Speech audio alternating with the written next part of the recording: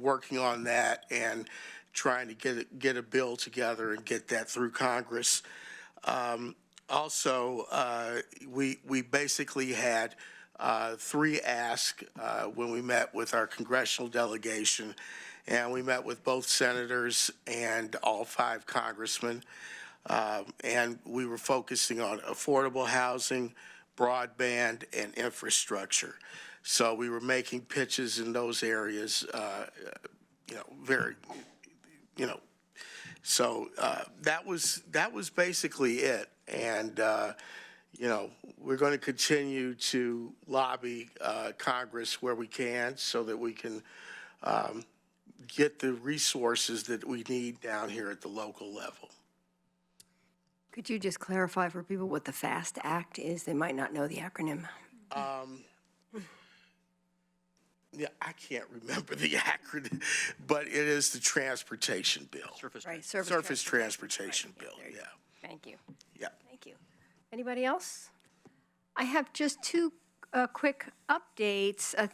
Dates actually coming up rather than updates, and they're both in the coming week. On this Friday, there's Lucy Jones is a expert in emergency preparedness. She will do the second of 2 big public discussions, building resilience before a disaster, an opportunity to cooperate and collaborate. And this is bringing elected officials, public works, anybody who's involved in, beginning to envision and doing that collaboration around emergency preparedness, coming together and having those conversations about what are we prepared for, what are we most concerned about, what do we think our strengths are. So you're invited as elected officials to attend and others to know this is happening. It's a really important part of our effort to work together so that we don't get to a point in an emergency of saying, I thought you were doing that part. So trying to make sure we fill those gaps. And the other piece is that on Sunday, the 3rd, will be a Choosing Kindness celebration. And Tom Tate, who is the former mayor of Anaheim, California, created a kindness campaign for a city over a number of years in which they used that as a way of sort of messaging and embracing work that they did as a community to take better care of one another in various ways. And so we are seeking to pass a resolution about that. I will make a proclamation about that on Sunday, and also seeing that as a way of tying in our increasing emphasis on diversity and fairness in all kinds of ways, and thinking about how we relate to one another and respect one another as a community and how that informs our work. So I invite you to go to that, and that is at from 2 to 3:30 at the Shed on Sunday, the 3rd. So, okay, and with that, I think we are ready for the first item of business, Riverfront Urban Renewal follow-up. And so this means I'm closing the council meeting and opening the Urban Renewal Agency. Thank you, Mayor. This is a work session on urban renewal that's one in a series, and so I'm just going to turn it over to Michael to continue the conversation. Thanks, Sarah. Evening, Mayor, City Council. I'm Michael Kinnison with the Community Development Division, and I'm here with Maurizio Badalico, Finance Division. Denny Bro, Planning and Development Director. Today's work session is part of our ongoing discussion of Riverfront Urban Renewal, initiated on April 15th and continued more recently on October 14th. For today, we will provide an overview of the current financial capacity of the district, where funds have been committed, anticipated additional expenses, and clarify the funds we have available for future investments. Talk through a contingency plan and its potential impacts for building infrastructure in the downtown riverfront in the unlikely scenario our development partner decides not to move forward with the project. Discuss anticipated needs of projects the agency board has given direction to move forward and are in planning and design stages, the STEAM plan and the Park Plaza specifically. And finally, review other potential investment opportunities in the district that could be supported with urban renewal or other resources. We are reaching a point in the district's financial capacity where we will have to prioritize where to focus the resources remaining for a number of competing demands. We are looking for direction from the board today in terms of projects you desire to be the focus of our efforts, and that we can return with more information and options to fund them. Let's start by looking at a map that should be familiar from the October 14th work session. In purple is the Riverfront Urban Renewal District that we're discussing today, and it extends from Pearl Street downtown all the way west to the I-5 corridor. And the diagonal striping there indicates the boundary of the downtown riverfront area. I'm going to turn it over now to Maurizio, and he's going to discuss the district's financial capacity and additional expenses. All right, thanks, Michael. So good evening. I'll be providing an update regarding the estimated financial capacity of the Riverfront District. And we're going to start with this slide here that recaps where we left off last time we discussed this in April. At the time, the agency board took action to allocate $12 million for the Riverfront Park and Plaza, which included an additional $3 million of urban renewal funding to offset park SDCs. This action left the district with an estimated $6.1 million available for future projects. Please note this amount does not reflect the level of district's resources available right now. Rather, this is a projection of all district resources, including tax increment and program revenue, minus anticipated expenditures through FY24 when the district is expected to sunset. Since April, the financial capacity of the district has been updated to include refined cost estimates for the items that you see here. So let's start with infrastructure. The overall cost for infrastructure to serve the new Riverfront Park and the redevelopment site has increased from $15.5 to $16.2 million. The infrastructure will be funded primarily through a local improvement district, and the agency's share of that increase is estimated to be around $200,000. Next up is borrowing costs and interest. So current projections show that anticipated in FY21, the district will not have enough cash on hand to pay for project expenses. Therefore, the district will need to borrow money to be paid back with future tax increment and program revenue. The cost of borrowing plus interest is estimated to be approximately $1.2 million. And then lastly, we have the railroad quiet zone. Higher industry construction costs, design modifications, and necessary additional work will increase the cost of the overall quiet zone, including the 3 crossings funded by urban renewal. The impact to the district is an estimated cost increase of $1.3 million. So after taking these refined cost estimates into consideration, the revised financial capacity of the Riverfront District for future projects through FY24 is estimated to be approximately $3.4 million. It's important to note that this is not a static figure. The estimated financial capacity is a projection that will fluctuate over time as revenue and expenditure estimates are refined based on updated information. And with that, I'm going to hand it back to Michael.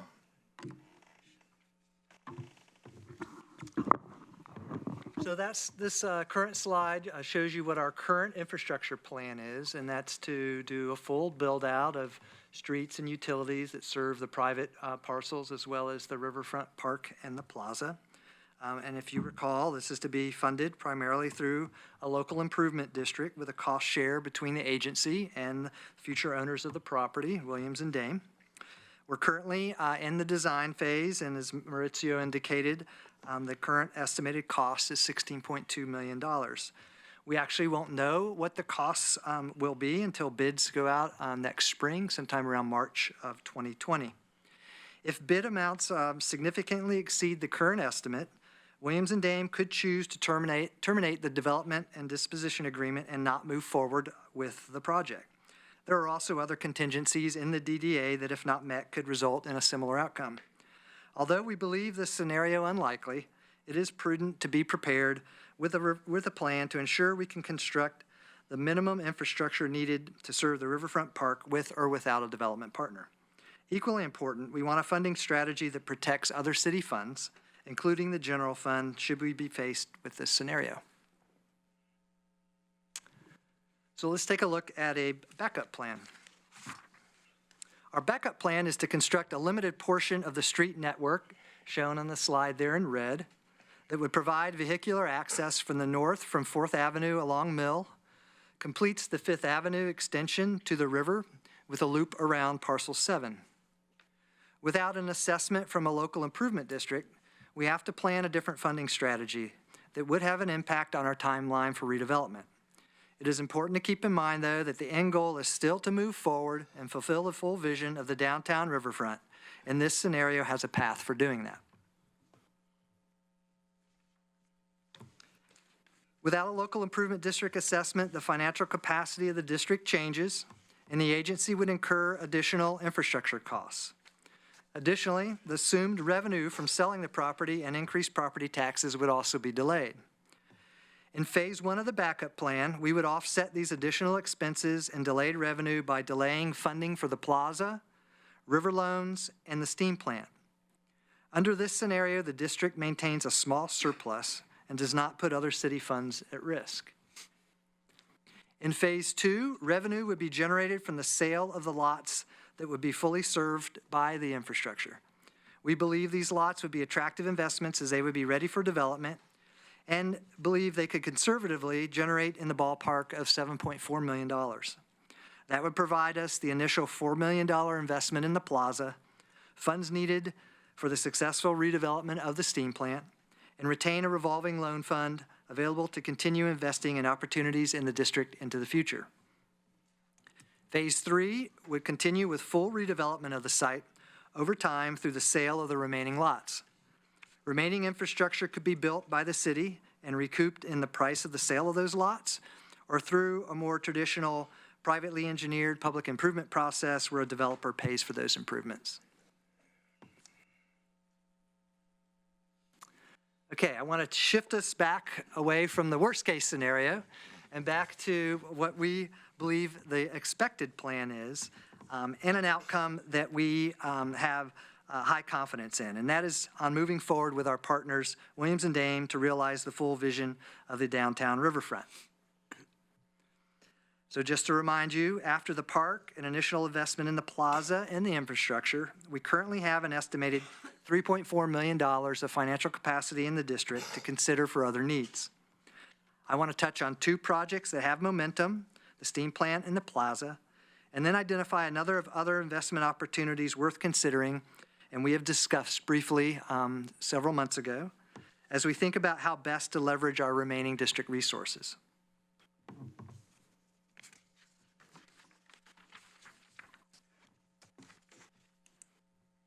Let's start with the steam plant. We have completed the initial phase of negotiations and have draft terms of sale for redevelopment of the steam plant. We presented them to the River Guides last week and will be scheduling a work session for the board's consideration soon. We are all excited about the opportunity to do something special with this unique historic resource, but understand that it is a very challenging project financially. While we will go into greater detail when presenting the terms at a future work session, we are proposing a public investment of urban renewal funds of approximately $2.8 million in this project. The plaza is a key piece of the Riverfront Park.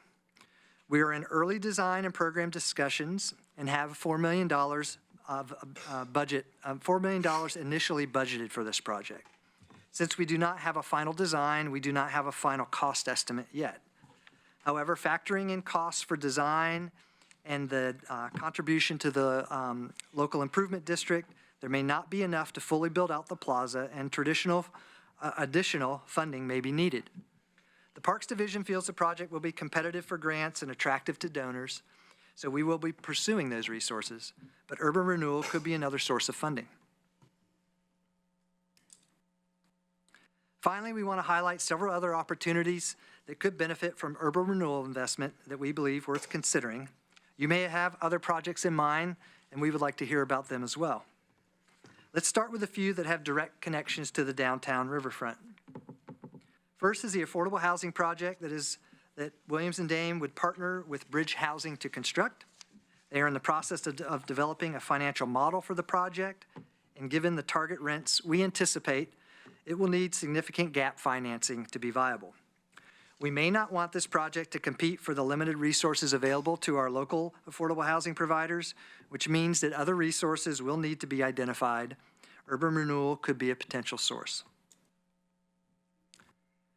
We have discussed the deficit of parking facing the east end of downtown in the riverfront and specifically the steam plant. We have redesigned the southern access at 8th and Hilliard to allow for development of a parking lot at that location and are in discussion with adjacent property owners for another location in the vicinity suitable to construct additional parking. There is no dedicated funding to build these facilities, so we are working on a funding strategy for them. Initial estimates are in the ballpark of $1.2 million. The Willamette to Willamette project is focused on 8th Avenue as a great street and strong connection between downtown and the riverfront. Additional changes are needed at the east end of 8th Avenue to improve the bicycle and pedestrian connection at the south entrance to the riverfront.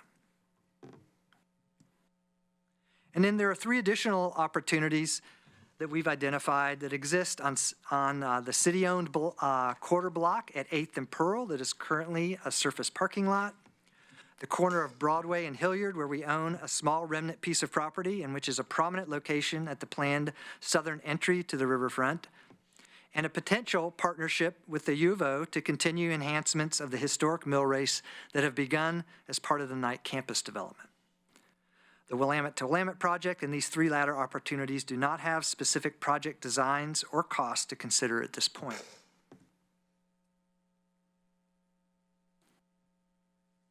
So just to recap, we have $3.4 million of uncommitted financial capacity remaining in the district after accounting for full build-out of the infrastructure, funding the park, and an initial investment in the plaza. We have a backup plan for building a portion of the infrastructure to serve the park should our development partner opt not to move forward. We estimate that it could be funded with future property sales and delayed investments in other projects and not impact other city funds. We will be proposing an investment of approximately $2.8 million of urban renewal dollars towards the success of the steam plant.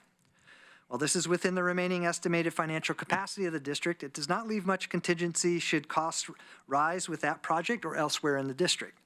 It is important to note that the costs we are sharing with you are estimates, and it is difficult to determine with precision what actual costs will be, or revenues for that matter, will actually turn out to be. The margins are thin. And finally, we have a number of other opportunities in the district that could be pursued if the board desired. However, given the current limits of our financial capacity, we would need to develop alternative funding strategies for them. We wanted to highlight some applicable future meetings that are planned in December. Pending the outcome of today's work session, we would like to come back with another conversation about urban renewal. In December or January, we'll be here to discuss the steam plant deal points with you. And in December, as part of the SB1, we include an item related to the increased costs of the quiet zones.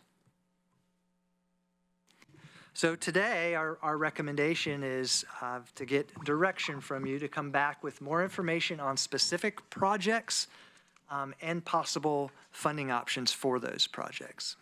And with that, we'll turn it over for discussion. Okay, thank you. I already have Greg in the queue, so go ahead, Greg. So tell me this, how, is for Williams and Dane, with regard to the housing part of it, is them not receiving a MUPTI a deal killer? I understand that they're going to be probably requesting, Yes. having an application for a MUPTI. Our understanding right now, their current plan is to pay the fee Okay, for the MUPTIs. but if we don't grant the MUPTI, Well, if we don't grant the MUPTIs, that's one of those other contingencies that are in the DDA that they would have to weigh and consider moving forward with the project. okay. Claire. Thanks. So, I know you guys had, staff had, sent out a memo letting us know construction costs have, increased more than what was anticipated in the original estimates, because you guys always build anticipating cost increases, because we have to do our work so far out ahead. But the increased cost for the quiet zone, just for those 3 crossings, I don't know if that's because of the complication of the 8th Avenue 1, but I would like some details on what's driving the increased cost on that. In the presentation, when you referred under the backup plan to river loans, pause river loans, is that referencing the same piece of information where you said we anticipate needing to borrow money? Or are those different? Those are different. What's the river loans? I haven't heard that River phrase loans, before. similar to our downtown program where we loan out, we actually haven't made any loans that I'm aware of yet, but it's a program available to loan out money. We loan out money, not borrow money, to eligible projects within the district. I'm not familiar with that. So we capitalized that loan program with an initial $1 million in capitalization for that loan fund to create it probably a couple of years ago. Okay. And what we would do is just put that on hold and use it to cover some of the other costs in the district. We wouldn't loan it out to other people to do projects. I'm interested to know if, I'm sure you guys have thought about this, but is there anything we could do to avoid having to borrow money and pay borrowing costs? I mean, I know interest rates are really low and borrowing money is not expensive, but it still costs something. Right. It all depends on the timing of when the expense has to happen and how much money we have in the bank when it is. So there certainly could be potentially other options at the time, and certainly when that time comes, we would come back to council and with those options. Okay, so is it fair to say you're kind of laying out, maybe the worst case scenario with that? I'd say it's Slide. fair to say when you look at a range of options, that's on the higher end of those options, Okay. yes. And then in terms of projects and things that I'm interested in, I think the steam plant is worthy of continuing our support. I'm not certain that I want to do it at the level of 2.8 million, so I'd like to dig into that conversation some more, obviously, and I know that's will be coming back to us, but I think that is an important project for us to invest in. I think urban renewal dollars is appropriate for that. I don't know that I recall getting any kind of heads up that the affordable housing project might need investment from us as well as from William and Danes and the nonprofit housing corporation that's going to build it. So I would want us to look for other funds. Our CIT is something that we're just getting started with, and that's set aside for supporting affordable housing. So I think it'd be helpful to the council if we could get a brief recap on financial support or subsidies that we've provided to recent affordable housing projects, either ones that are completed already or ones that are in progress. I think that would be helpful in kind of thinking about what our role is in this particular one. And then these other last three projects that you mentioned, the quarter block, the Broadway and Hilliard, the Mill Race, those are a little too vague for me to say those are important or not important at this point. So, thank you. Okay, Chris? Yeah, great. Claire got off to a great start. I was going to ask, and it's under 1 and 2, and what she was asking under number 1 is the same thing I would ask. I need to understand more about those particular projects, what they would represent, particularly in terms of their relationship not only to other projects we're working on, but also the relationship to our goals and strategies as a city. Because that's where we need to really talk about how resources need to be spent and which of these projects are related to the goals and strategies that we've identified that we want to pursue. And then on number 2, possible funding options, as I mentioned at the last meeting, there's kind of 2 directions on that I'm really interested in. The first direction is, what are ways which we could do this that do not represent an increase in taxes or costs to the residents of Eugene? Tax increment financing, or the urban renewal district, works with the existing money that we already collect, redistributes it, collects it in different ways, but it doesn't increase taxes. Are there other opportunities for us to generate revenue along that same line? What other ways could we use that didn't reflect an increase in taxes for the people in Eugene? In addition to that, or in contrast to that, what are some of the, I guess you would say, preferred methods for being able to finance some of these projects that might represent an increase in taxes or costs to the taxpayers, so that I have the full scale of what are the different funding options available, but really in those 2 different buckets, the ones that don't impact taxpayers and the ones that might. Okay, Alan? Yeah, thank you, Claire, for that well thought out present questions. I had the same ones. Maybe I could drill down a little bit deeper and you could go into them a little bit more. So the, I get the $18.1 million original capacity, then we allocated back in April $12 million of that, leaving $6.1 million. And then, so the question I have revolve around the additional costs from the projects. Maybe you could speak to them a little bit more. I know they're in the AIS, but maybe for the record and also for a little bit more detail, can you go into the infrastructure increase? That's basically, we estimated that was going to be 15.5 and now it's 16.2, so our share is 200,000. That's just increasing cost of construction? Yeah. Why don't we call up an expert to the table who can answer that better for you?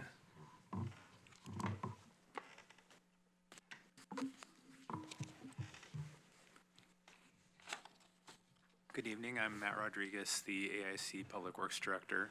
So yes, basically, it's as you refine a project, you start to get a better handle on the costs. That figure also includes 30% contingency, so we feel like we're very safely within that number. We're at about 60% design. As we continue, it'll get refined more, and we'll have, obviously we won't know until we open bids, but we'll have even a better idea what the number will be early in 2020. 30% contingency is pretty much a industry standard for that type. The earlier you are in the process, the higher contingency that you carry, and as you get closer to bidding it out, you start to bring that down as you have more surety on what you're going to build. Yeah, right. And then the borrowing interest cost, I didn't quite understand that one. The district will not have enough cash on hand to borrow for the project expenses. Right, so that, technically, that's not an increase over the previous estimate, that those costs weren't included, so when that 6.1 figure didn't include any cost for borrowing. But basically, when you lay it out, we estimate when we're going to spend money and how much money we're going to have at that time, and if you need to spend more than you have, then you need to borrow it to fill that gap. So that would assume we're borrowing X number of dollars over a period of time to be paid back before the district sunset. So there's cost to issue the borrowing, and then there's cost of interest as well.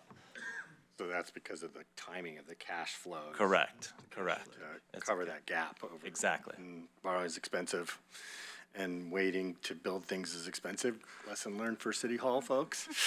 The more you wait, the more expensive it gets, as we've learned over and over again. And then the quiet zone, so even though the 8th and Hilliard one was redesigned, which I thought would bring the cost down, this cost has still gone up pretty dramatically. I'm going to ask Katie Marwitz, who's the project manager, to come up and give you a little more detail on that.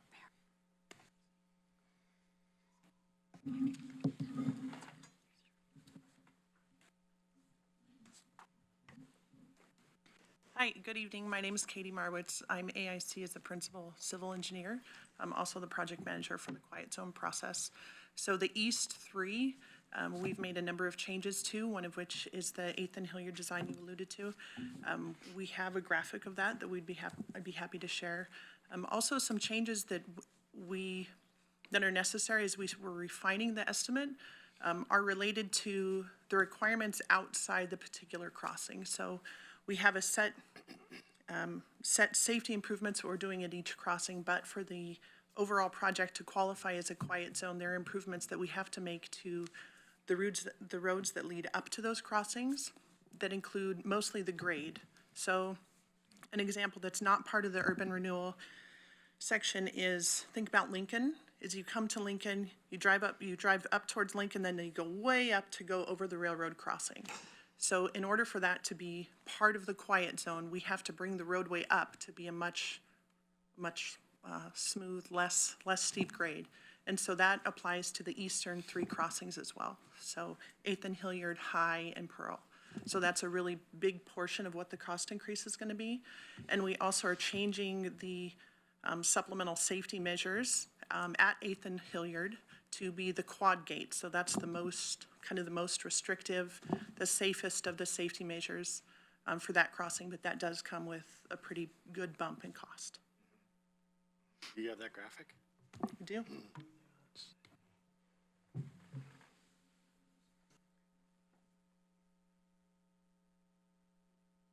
As you can see here, this is the most updated concept for the 8th and Hilliard crossing. If you'll recall, previously we showed a full roundabout in this section, but then working with our partners, stakeholders, and looking at what the needs are of the overall riverfront, we did some collaboration and said we think that we can rework the design so that we can incorporate some parking. So the roadway will still provide the access to the riverfront, but then kind of to the northeast of the roadway there, that big blank space is an area we're going to allocate to parking to help meet the parking needs of the overall development. Yes. Thanks. And as far as projects are concerned, I think I have the same priorities as Claire, which is the steam plant seems to be the number one thing.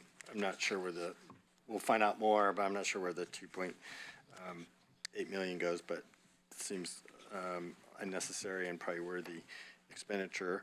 Then, of course, and I was unaware that we were going to maybe be thinking about the affordable housing. I thought that was going to be something that would pay for itself with the MUPT.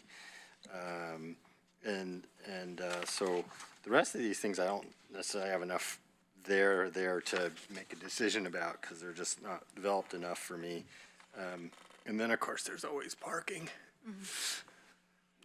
And which I'm loath to spend a whole ton of money on, but it's the most expensive thing, but it's also an important thing. Okay, Claire wants a second round. Anybody else who hasn't had a first round? Emily? Just on the things that we're considering to put the money in, I love the steam plant, but it's huge. And I'm also, some of the same functions, pretty different though, is the plaza. So since it's so incorporated with the park, I'm interested in what it will cost to get that plaza going. The steam plant, I love it, but that plaza in the park always felt like one project to me. So that's what I'm interested in. Thanks. Claire? Thank you. Thank you, Emily, for mentioning the plaza. I also think that's still an important aspect of the development and deserves figuring out how we can keep supporting that. So this is kind of maybe a niggly detail, but so I don't know how much it's contributing to the increased cost, but and I support the idea of trying to create more parking around the steam plant, but then lumping it in as part of the quiet zone expense bothers me because it's not actually contributing to the quiet zone. It's a separate piece of the overall project, and you know, I'm just sensitive to how expensive the quiet zone becomes since I was the strongest advocate on this council for creating it. Just to clarify, I think part of the added cost was in the redesign of that, but the cost of actually constructing the parking is not part of the actual quiet zone cost. So, that's helpful. So that was in the other cost when I was talking about trying to build parking here and finding another location. That's that additional increment that we have to figure out. Okay, thanks for that clarification.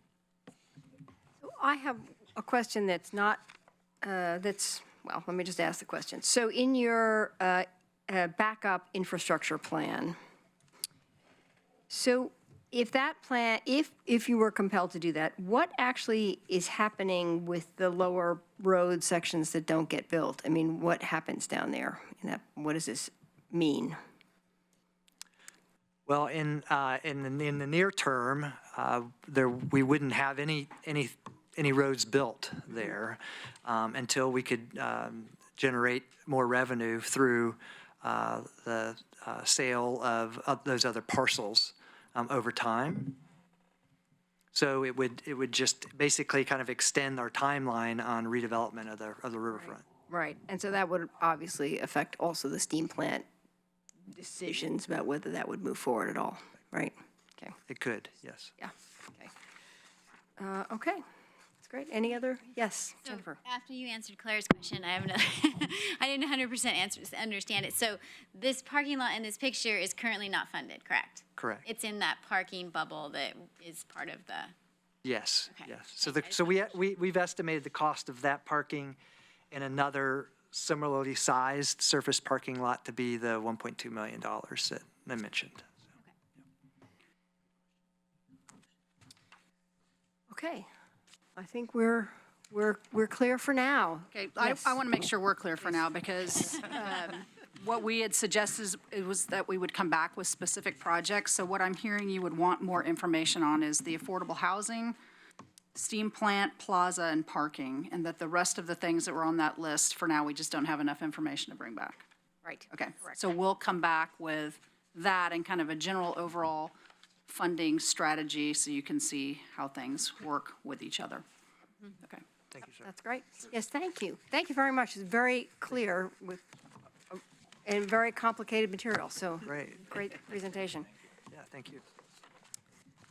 Okay, and so with that, we can close the Urban Renewal Agency and reopen the City Council meeting for our next item, the Climate Action Plan 2.0.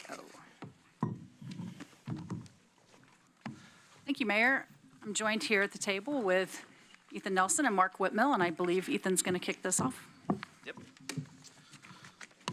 All righty. Now for something completely different. So as, Far less complicated, right? yeah, far less complicated. So as Sarah said, I'm Ethan Nelson, Intergovernmental Relations Manager. I'm joined by my colleague, Eugene's building official, Mark Whitmill.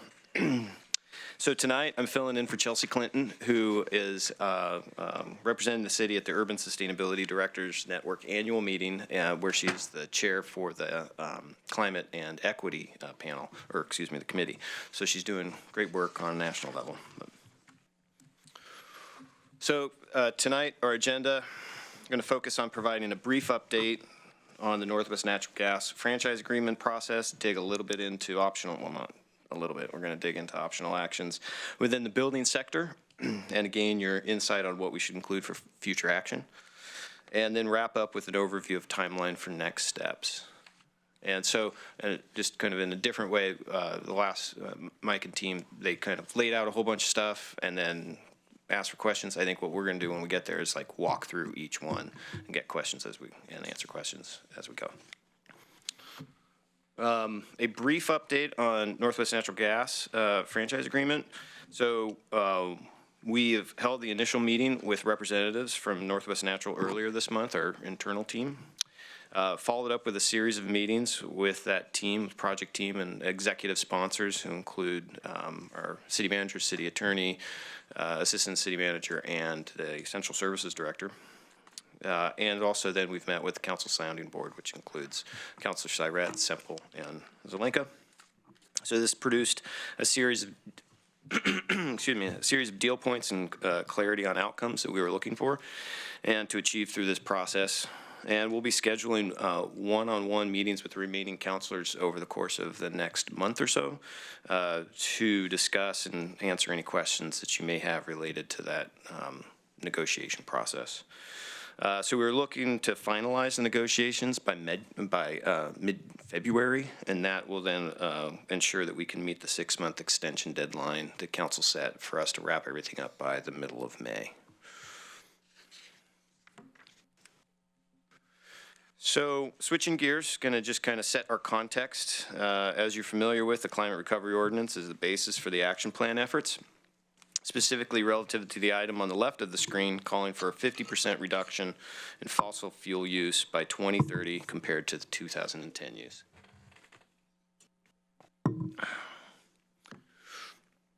And as you've seen in the past, Eugene's emissions can be simplified into 3 buckets: the consumption, transportation fuels, and then also the energy used in buildings. Today we're going to focus on the energy used in buildings bucket with the predominant GHG greenhouse gas emissions coming from the combustion of natural gas in its fossil fuel state to heat space and water in buildings. And then just a little bit around kind of where those emissions are coming from, which sectors. So in Eugene, approximately 36% of total emissions. So what we're going after, about a third of what the targets are coming from energy used in buildings. And as I said, predominantly from combustion of natural gas, basically because EWEB's electricity mix is really relatively clean. So, and this breakdown that's up on the screen is important to think about because it really identifies the sectors where the biggest opportunities for reductions are to be found. And just the recognition that none of this is low-hanging fruit. As you've heard from EWEB and Northwest Natural, both utilities have been investing in efficiency for years. And so while there's gains to be made, it's still pretty hard to go after those things.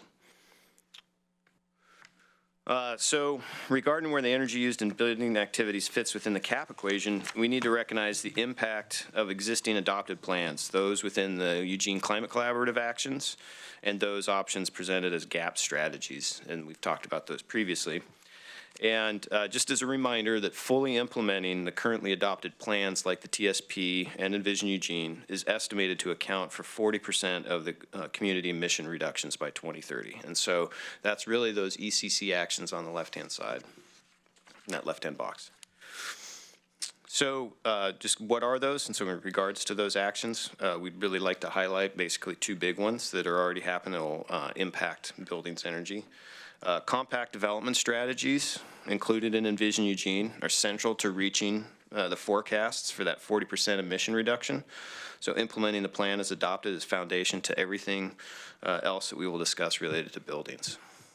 Looking broadly at other significant actions related to buildings includes the Oregon Building Code and other program updates outlined in Governor Brown's Executive Order 17-20, which is accelerating, if you didn't know the numbers, accelerating the efficiency in Oregon's built environment. So then we jump on into those GAP strategies, that box that was on the equation all the way on the right there. So in regards to the GAP strategies, last fall, City Council asked staff to come back with additional actions that could be taken to move beyond the reductions outlined in the ECC actions. So the chart above includes a mix of possible actions from input from the Sustainability Commission staff and our project consultant team. And Chelsea and Rob Interfeld were here with you on the October 16th work session. They were discussing items 7 and 8. So tonight, the red box includes items 1 through 6 related to buildings and will be the focus of the remainder of this work session. And this is for folks in the audience and on or watching on TV or on the internet. But for you, we also provided a one-pager that's in a little bit bigger font so that you can kind of follow along on these. And I think that what we'd like to do is we're preparing for the next work sessions in November to be bringing back to you a finalized CAP project plan and discuss pathways for implementation. So here's a lot of the current options related to buildings, and we wanted to understand what additional information you may need, answer any questions on the items, and gain clarity on what we should be including in the next work sessions to support future council decisions and discussions. So the one-pagers in there, and as we work through these, please ask questions or share input, and Mark and I are here to answer questions. There will be some overlap between the two columns, between existing buildings and new buildings. We try to create two buckets to kind of look at them in two different classes, and we'll jump on into those unless there's other questions before we dive in. We're good to go? Okay. So that number 1 under existing buildings, really increase incentives for fuel switching. It's basically electrification. And so a lot of this is around existing buildings, either commercial or residential, where a fuel system, a heating system, or hot water would need to be replaced. And so there's an existing natural gas, and so we'd come in and replace with an electrical system. EWEB has existing incentives. They're not really large, but that's currently what's happening in the community. And so if council wanted us to increase that and ramp that effort on up, then we would need to look at working with EWEB to figure out how would that work, because we really try to gain efficiency within their existing programs. They're the energy experts related to those programs. And currently, and so the way that we've kind of structured this is what the action is. The middle column there is what the status is, and I'll walk through that, and then if there's any funding allocated. And so at this point in time from the City of Eugene, there's no funding allocated. Questions or comments on number 1? Great. This might be pretty fast. Increase incentives for energy efficiency and energy conservation retrofits. And so that's really, rather than your fuel switching, you're actually going to go in and make a building more efficient. And so both eWeb has incentives for that, and Northwest Natural Gas through ETO, which is the Energy Trust of Oregon. They have existing programs, and so we would look to work with those parties to ramp those programs up and do more efficiency and really try to drive down energy use by creating more efficient use of the energy that's available. And currently, we don't have any funding allocated within our the city's programs. Alan? Yeah, wanted to drill down on that a little bit more. So funding allocated means city funds put forward to promote this increased incentives. Correct. And it's just the incremental cost of the increased incentive, because there is existing eWeb and Northwest Natural ETO programs that are ongoing. So this is this increased part that we need to identify as the funding mechanism. Yes, correct. And that's true for all of these, right? Yeah, when there's an increase, it's the other word you could use is accelerate if there's an existing program.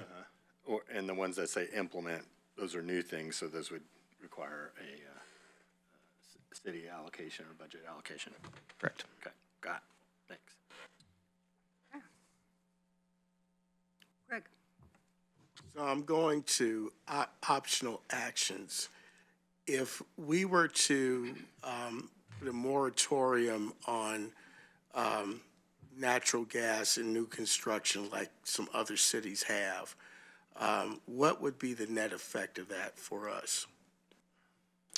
Councilor Evans, it's a great question.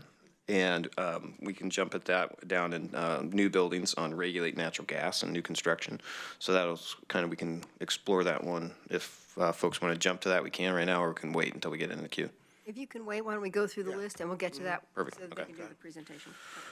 So number 3 then is implement home energy score program. And so we brought that to council previously and talked about the mechanics for that. And currently, the Oregon Department of Energy has a program that they work with the Earth Advantage, which is a homes energy consulting company and verification company out of Portland. We've got a good relationship with Earth Advantage.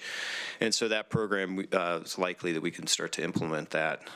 Currently, we don't have any funding allocated, but there's either kind of a really minimal approach to implementing, or there's more robust one that would kind of dig on into creating a mandate. And so when we've done some interviews with the City of Portland staff, City of Portland has adopted a mandatory program, and they have somebody there at the city that does enforcement and verification.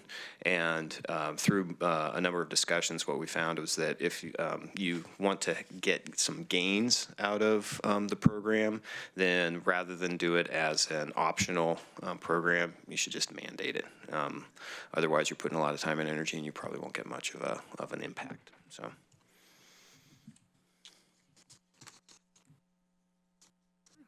Questions? Clara? Oh, and Betty, sorry. So, stepping back just a little bit, I'm trying to relate these 6 items with the 6 items in the bold red. So I wasn't quite sure, I guess number 1 relates to number 3 on the GAP strategies in terms of fuel switching. Yeah, Councilor Surratt, that's a good question. And so one of the things is, as I'd said, kind of iterative efforts of creating GAP strategies is really trying to tease on out some of that.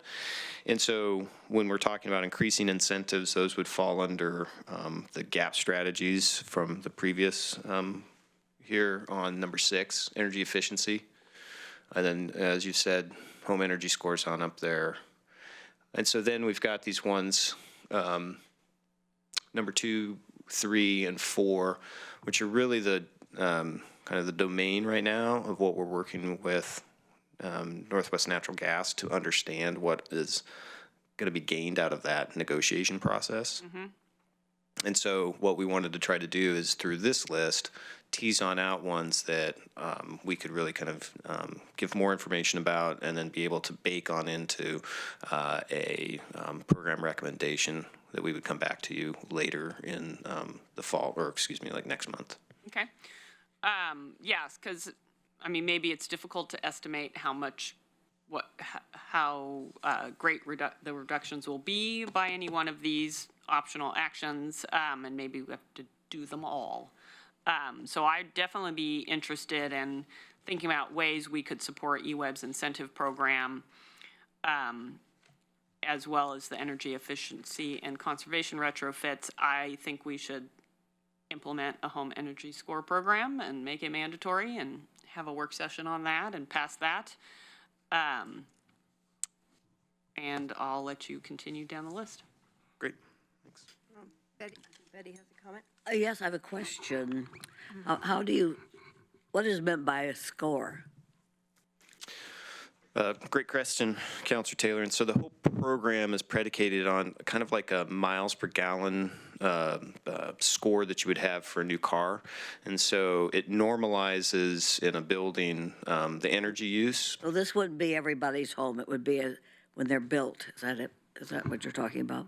There's a couple different ways. So the mechanism is a kind of a home energy score modeling and testing program. And then that could be applied to just new construction. In Portland, it's applied to existing buildings as well through when a real estate transaction occurs.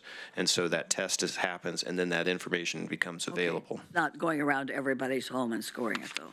No, it would, like in the mandatory piece, it is really around at time of sale. So it's when the transaction happens. When they buy the house or when they, Yes, correct. okay, thank you. All right. I think we can carry on. Okay. Portland did over 8,000 of them last year. Wow. Of course they have. They have a big market. They have a big market. Yeah.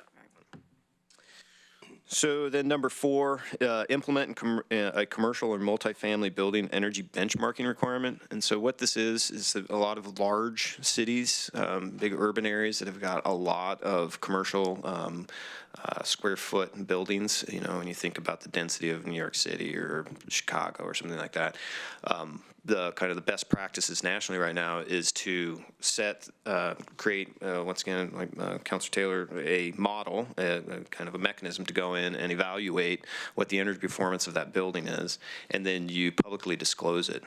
And so there are some gains to be made through that process because it's basically starting to just verify what the performance of the commercial and or multifamily occupancies are. In a community like Eugene, where the building stock is relatively newer, where we don't have a lot of commercial, that we could definitely implement a program, yet once again, the returns on that from a direct kind of return on investment and impact towards greenhouse gases would likely be longer down the road. This basically would start setting the benchmark for data reporting, and then with the understanding that in future years, should council decide to, then you could start to set kind of standards and say, we want all of the buildings to be at this operating level, but it allows you to start gathering data now. So that's really what this one is about. And ideally, you also have transparency of if it's a really tight, restrictive, or competitive real estate market, that information's on out for people to make decisions about whether they're just paying the gross square foot lease or if they're also having to pay utilities. Then it starts to help with that decision making. I don't know if I'm following this properly, but this is the question that occurs to me. So if as a council we decided we wanted to look at the MUPD again, could we attach a sort of an energy efficient bonus to the MUPD? That's a great question, and in fact, you actually already have one in the MUPD. Okay, so I'm not remembering that. Yeah, Good. and so that's if they decide to follow a specific pathway that relies upon Eugene code and inspection services, then what we put into there was that the requirement is that they need to share their data over 10 years at least. Okay, cool. Thank you. All right, Other questions? next. So another one is require rental properties to meet specific energy efficiency standard. And so this has been discussed in the past. We have a program, our rental housing code does exist. And so in terms of funding allocated, existing PDD funding provide support for that program. If council determined to do something different, then that would be, we'd have to take a look at what our existing resources are being allocated for, prioritization, and come back and have a bigger discussion with you. And I would say that, just to show you really briefly on this one here, just to keep in mind that under residential occupancies, multifamily represents about 2% of our total emissions. And so it's not massive, it's not small, but it is something there. And so that's kind of in terms of order of magnitude of the impact of trying to create greater efficiency in that sector. That would be it, you know. So. And then that's talking about rentals for apartments. We believe that in the single family and mobile homes, you know, there's 9%. There's likely to be lots of gains in mobile homes, but mobile homes in and of itself are a pretty challenging environment across the state and the nation. And so energy efficiency programs in mobile homes, you know, you're really talking about replacement of the unit. So they get pretty costly pretty quickly. And then the single family homes, you know, a good number of single-family rentals could probably stand to get energy efficiency upgrades, EWEB, and I think that this discussion has come on up in different avenues or environments. EWEB's really looking to get support to go after the rental market because there's just a disincentive for owners to invest in that asset if there's not a return on that investment. So that's an area where we would, there could be activity. Claire, did you have another question? Yes. So on this kind of connecting number 4, the multifamily building energy benchmarking, or this requiring rental properties to meet specific energy efficiency standards. So that is conceptualizing anything that's a rental, or is it thinking about apartments particularly? That could be either, and that's why I showed those 2 buckets on that previous slide, is that if you go after all rentals, you know, you'd probably have more opportunities, but from a transaction basis, you're talking about like going to every single family home that's on the rental market, right? Right. Whereas if you wanted to target first multifamily, you know, you've got a lower number, and so you can, and they're much larger, and so you're really trying to have less transactions for more outcome. Maybe for bigger outcome. So I think that there's the potential for staging, you know. Yep.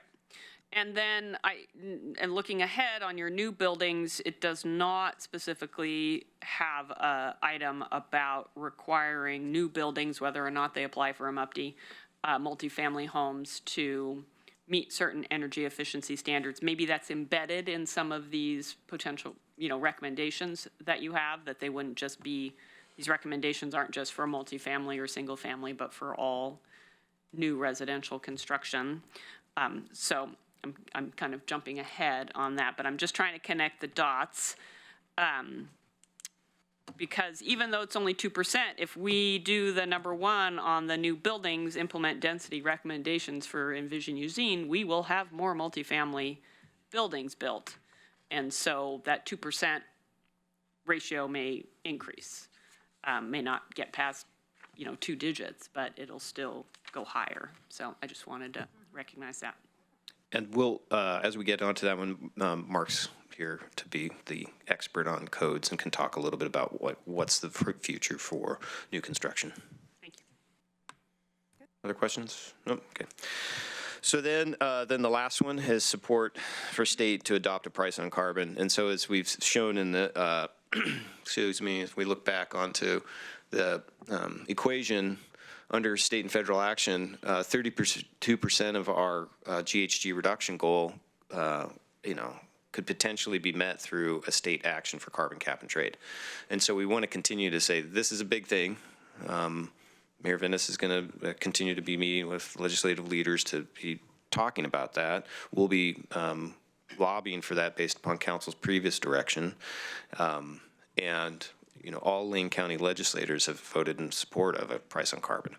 So we're really looking to figure out how do we bridge the kind of divide in our statewide politics. And as Council Pryor's smiling, basically the equation comes down to right now that the Republican caucus says that if there's a return for House Bill 2020 into this short session, that they will just walk out and protest, and so there would not be a session. So we're watching how this plays on out to figure out what are opportunities for consensus and bringing everybody to the table to actually have a discussion and see what could come out of that short session, and be able to then figure out what the impact is here locally. So. And luckily, that's already funded through IGR programs and our existing resources. So. Questions on that? Oh. Thank you. So then the next, jumping on into new buildings. So as I said, Councilor Syret talked about implement density recommendations in Envision Eugene. So the status on that is that's within the planning division's work plan priorities. It's already funded, and it continues to come and be brought on up. And so it's just a recognition that Envision Eugene, the density vision included in that document, we've modeled our climate actions on, and the outcomes that we're kind of checking the box on ECC actions need to, if we want to kind of accomplish those, then we need to move forward on the seeing those density requirements kind of hit. So, all right. Incentivizing electric space and water heating, and so there's existing EWEB programs on this, and I think Northwest Natural also has some utility programs for new construction. Right now, Mark and I were talking with Lydia Kay, the division manager for building permit services, and there's no current City of Eugene funding allocated, but there could be, things that we could come back to is instead of it's like direct money to a project, we could look at providing waivers of fees. We've also had programs in the past where we've provided process incentives for buildings that we're going to be building to a certain efficiency threshold. And so those types of programmatics can be brought back on in and looked at. The challenge, as always, is that if you're providing a fee waiver, generally those fees are going to some other service that we've prioritized. And so there's just the kind of balancing of resources and priorities that continue to come on up, but that's a programmatic piece that could come back to council or at a later date. Oh, sorry, you did ask. Sorry. I'm looking at you, but not looking at you. So yeah, I'd definitely be interested in, digging into that further. I'd like to know kind of what the financial commitment is that EWEB's been able to make to both the number one under existing buildings, incentive programs, and their program here, and look at ways that we can support or enhance the things that EWEB is doing around those pieces. Great.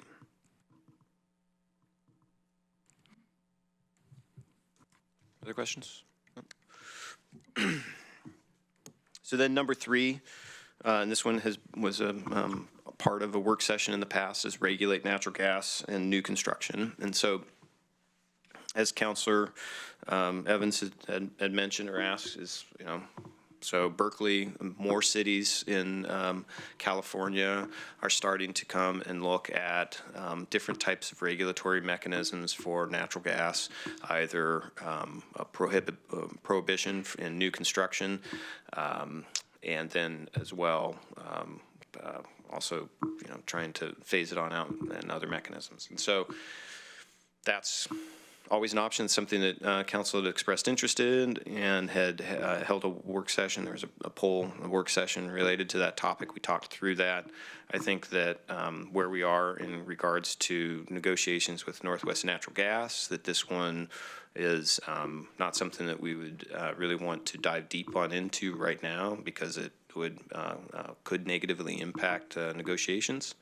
And so, you know, we're really looking for as kind of this is on the table as it's been proposed in the past, but let's try to see where we get through negotiations on council's directed outcome through that process, and see if that suffices.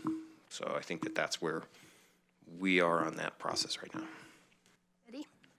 I'm wondering why it says regulate instead of prohibit. Couldn't we prohibit natural gas in new construction? Councilor Taylor, that's a great question, and yes, you could, you know, be able to regulate through prohibition. There's other ways to regulate, such as create different types of development code policies. You can incentivize that could help to regulate or de-incentivize. And so we just wanted to kind of make sure that rather than just look at it directly as prohibition, there's a kind of a wider policy options within that basket under regulate. So I don't understand why we wouldn't just say we prohibit it in new construction. We don't have to get their approval for what we require, do we? There's, Councilor Taylor, there's no, like, what we're bringing forward is just an option. So if council determines that a prohibition is what you want to pursue, that's the authority of council.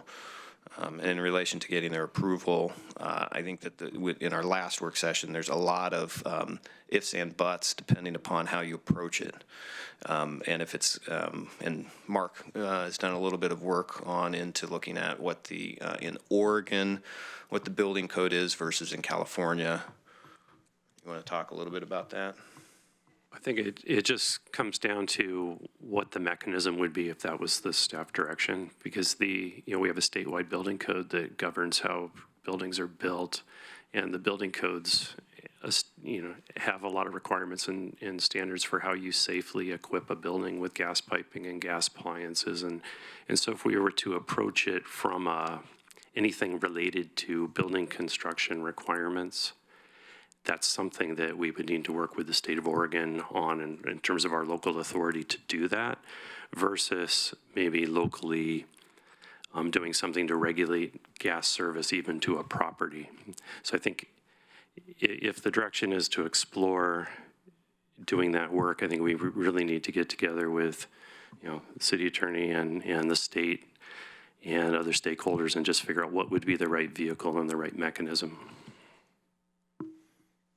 I guess to be clear, though, council ultimately has the authority to turn the dial to prohibit or back. And the purpose of the word regulate is just to show that you're going to have some flexibility in how you want to do it. And if the majority of the council says, yep, we want to prohibit it to all new construction, we'll be able to attribute at least an estimate of what that reduction will be. Thank you. That's what I think we should do. Okay. Yeah, Alan. As with all of these, it's not quite that simple. There's a lot of regulatory hurdles. There's the city doesn't control the building codes. It's a statewide building code. Berkeley didn't just wake up one day and say, we're going to go do this tomorrow. It took them 3 to 4 years to get to the point where they actually were able to do that, with a lot of studies and working with the state to deal with the building codes to be able to get there. So it's not as simple as one might think, just to turn the switch and make the dial, change the dial. So and there's legal authorities that need to go work through it. So none of these are uncomplicated. And that one is in that boat, too, in that basket as well. Okay. Carry on. Okay, and so then kind of a corollary to that or associated would be regulate the expansion of the existing natural gas distribution system. And so that really looks at, kind of, there's the way that I kind of think about the difference between building new construction is that they could probably be under the same category, but other jurisdictions have started to look at, well, we not have the authority to prohibit a new construction, but we can regulate the expansion of the distribution system. And so that's another option, and then it's also one that had been part of the Sustainability Commission's recommendations. And so we wanted to put that on there. It's similar in the one of number 3. And once again, it's kind of, we're in the midst of negotiations, and so we're kind of pressing pause on that one, or we're asking to press pause on that one in case council wants to move forward on it. Okay. Oh.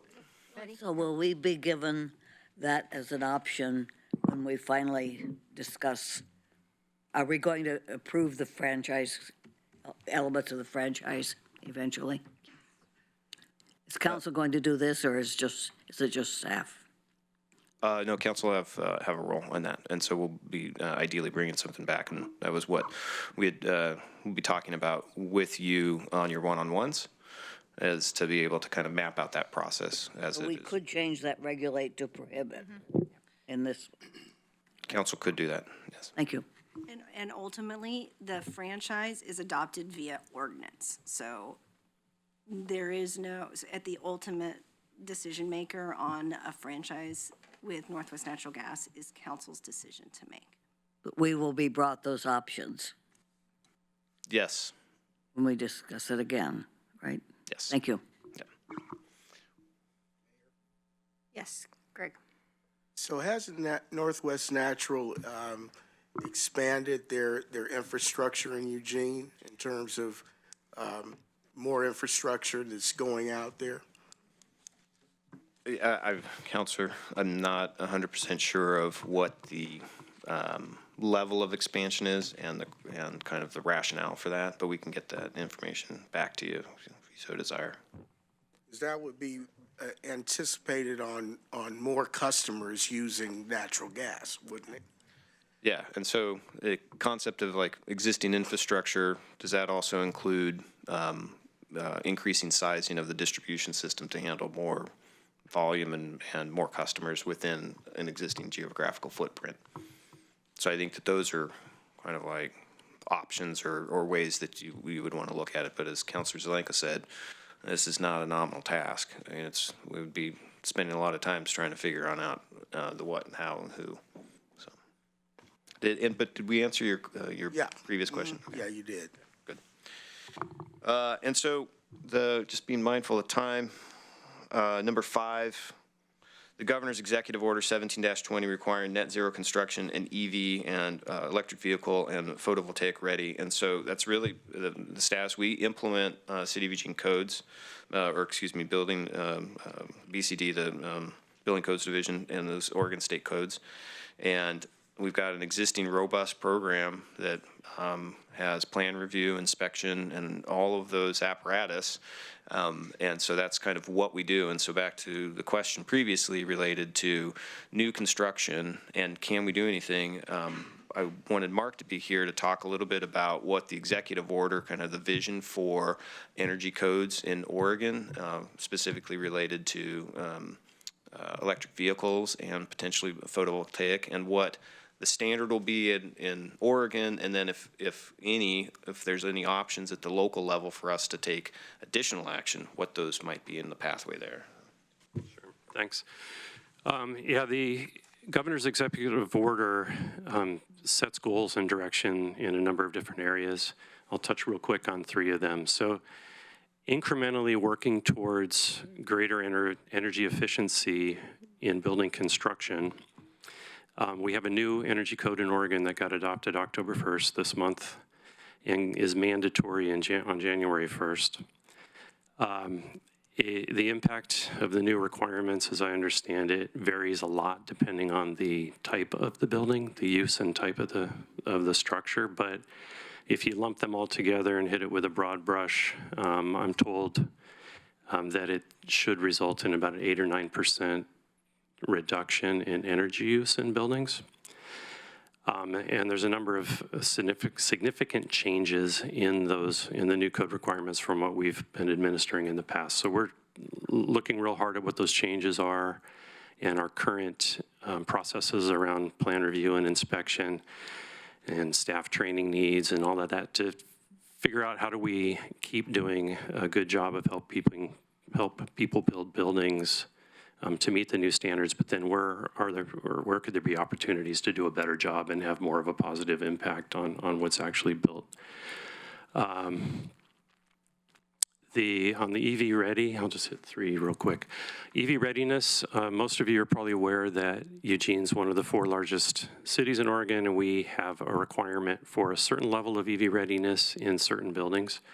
They're large office buildings, box stores, apartments, parking garages. So those large buildings that have 50 or more parking spaces have to have a level of EV readiness, and we're administering that today.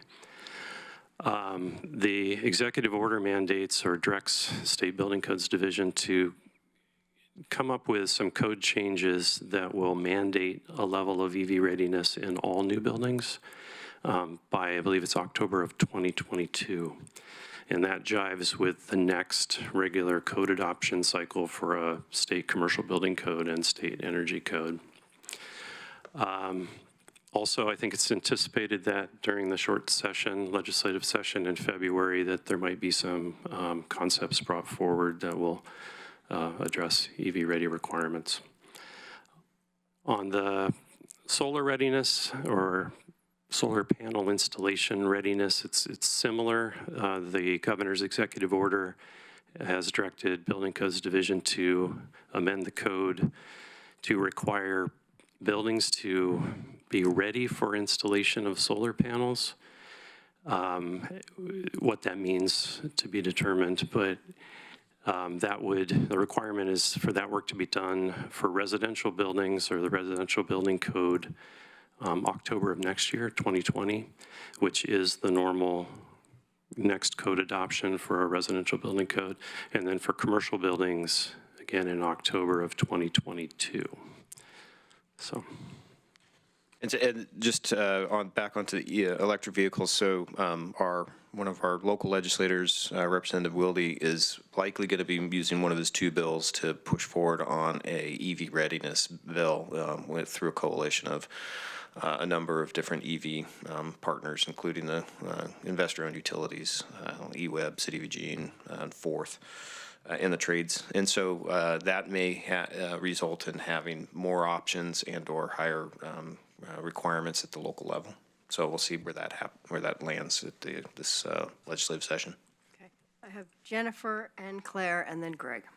Yeah, so thank you. So you mentioned for places with 50 plus parking spots, there's a required level of EV readiness. So what does that mean? Yeah, I think those facilities aren't required to have electric charging stations installed. What EV readiness means in that context or the current context is that kind of the infrastructure is in place to make it easy to do it in the future. So the electric service is sized and has space in it for the circuits that would be required. There's conduit that runs from the electric panel out to the affected parking spaces in the parking lot so that if there's a desire in the future, that the main cost barriers, practical barriers to getting it done are removed. Okay, that's something. So it seems like number 5, there's a lot of room for possible improvements that we might be able to somehow help folks be able to actually be able to charge rather than the future potential ability, which it's not really actually getting us EV charging. You're just getting the future potential. So yeah, so number 5, I think it would be great to hear more about what our options might be to get actual charging available to people, especially folks who are in multifamily housing where you can't hook up to your garage because you maybe don't have a garage. I would be very interested in that. Since we're kind of at the end, I'll just go through. I'm very interested as well, like Claire mentioned, in number 1 and number 2. I think it would be great for us to be able to partner with EWEB on those options. And I guess number 2 on the bottom half also goes along with that. And 3 and 4 are related to the natural gas. While we haven't made a decision about what regulate means to us, I would also be interested to see what are our options if we did decide to prohibit rather than just regulate it. I mean, it's hard to make a decision if you don't know what your pathway forward is, so getting more information on that would be excellent. The one thing I would add is just that on Councilor Ye, for EV and actually getting more, that's wrapped up on, so it's kind of cross-boundary where it's wrapped up into the EV plan that came back with Rob and Chelsea. And so there are items in there as we implement those that will not only do the code side of things to have the infrastructure in there, but then to start getting the actual charging stations in place. And so those things are kind of married within this. That's great. Thank you. Okay, Claire. Thank you. So I was going to ask if we had the authority to require a certain level of energy efficiency in new construction, but it sounds like that's the purview of the state to set a requirement. Correct, yeah, we have a statewide energy code. And it doesn't sound, I mean, it sounds like the steps the state is taking, they're just doing on kind of normal routine business cycles, not in any kind of real urgency. It's a qualitative statement. You don't have to respond to it. Oh, but I can add, Counselor, I can add a little bit to that. The normal code adoption cycle for the energy code would be every 3 years. Okay. And they're looking at incrementally doing that. But my understanding is the standard that got adopted that's effective now, mandatory in January, it's a national standard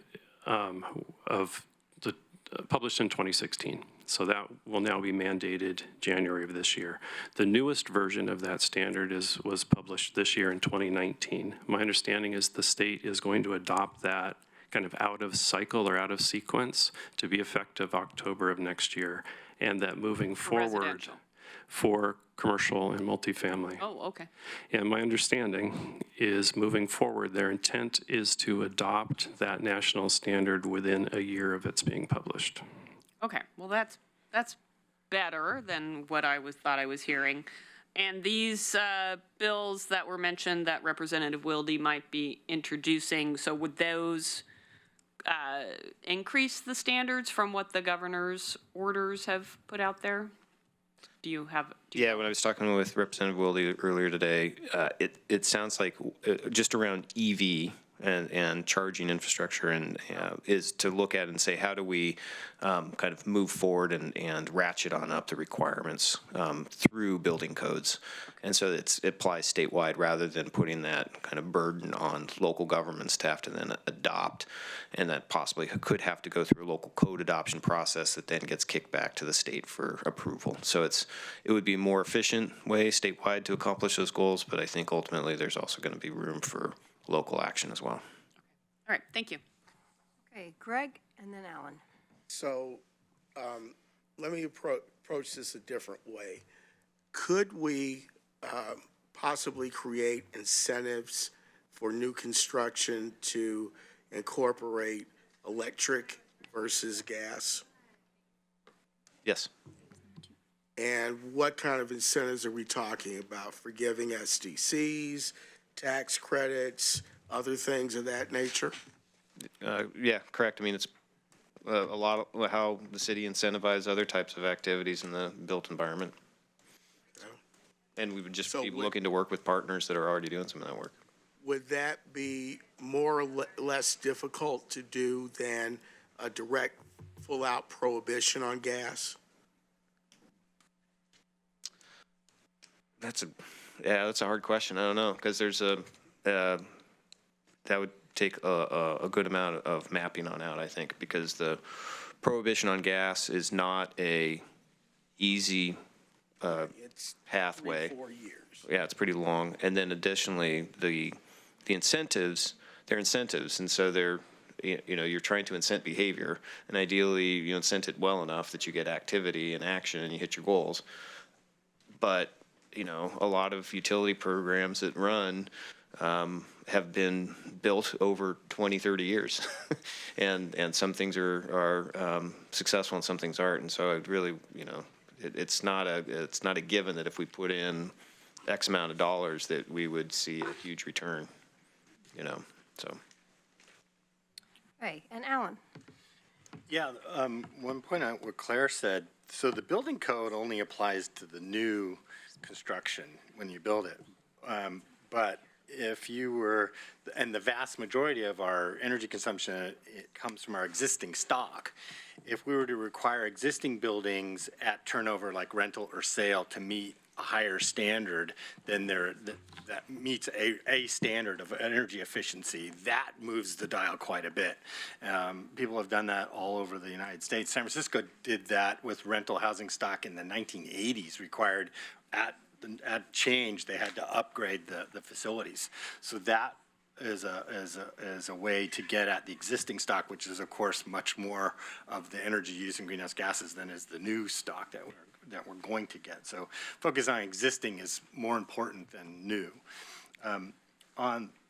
Jennifer, on the EV cost, having them EV ready, it's actually a gigantic difference. One study I saw said that the cost of running conduit out to a car in a commercial space or a multifamily could be as much as $7,500. If you were to retrofit it, when you do it, when you're building it, it's like a couple $100. So it makes a huge difference in the affordability of all the future charging stations that we'll have. And then finally, with the adoption of the new commercial energy building code that we have that will go into effect, and then the update of it, and the new residential code that's going to be adopted hopefully soon this next year, those two codes will be the best in the country. No state in the country will have a more energy efficient building code than Oregon. Wow. So that's a big deal, and it deserves our support to make sure that that happens. And it will move the dial for us, but we're also higher than almost everybody else now, and then going up a little bit more gets another 8 or 10%. But if we were other states, it might be 40%. But we're already a long ways there. So that supporting that is an important thing for the city of Eugene to be able to do, because that's not going to be uncontroversial to get to the new residential building code. Okay, yeah, one more, and then we actually. I appreciate that, Alan. I wasn't, in case I was misunderstood, I wasn't trying to say that getting the conduit in there and getting it ready isn't important. It's just that if I live in a multifamily house and I have an EV and it's under the cement, it's not helping me get my car charged. So that was the point I was trying to, I just want to make sure I'm not saying that I think it's great. I think those are very excellent things that we're already doing. It's just not quite getting us there, so. Should we hit this really quickly? Yeah, you can hit it really quickly. Okay. So just wanted to map on out for actions taken in October, but then in November, you're going to have work sessions, and we're also going to have a pretty robust public engagement process related to the CAP. In December, we'll be doing technical work with Northwest Natural, and also be providing council updates on the results from those public engagement processes related to the CAP. We're looking at January, final action within mid-January for the CAP 2.0, bringing that to council for action. And then in February, the legislative session will start off, and we'll also be finalizing kind of the contract negotiations with Northwest Natural to then be able to hit in May that franchise ordinance final to meet council's deadline of May 11th. So just wanted to provide that for you so you've got a roadmap. Thank you very much. I think we're over time, so we're adjourned for about 23 minutes. Mayor, I have a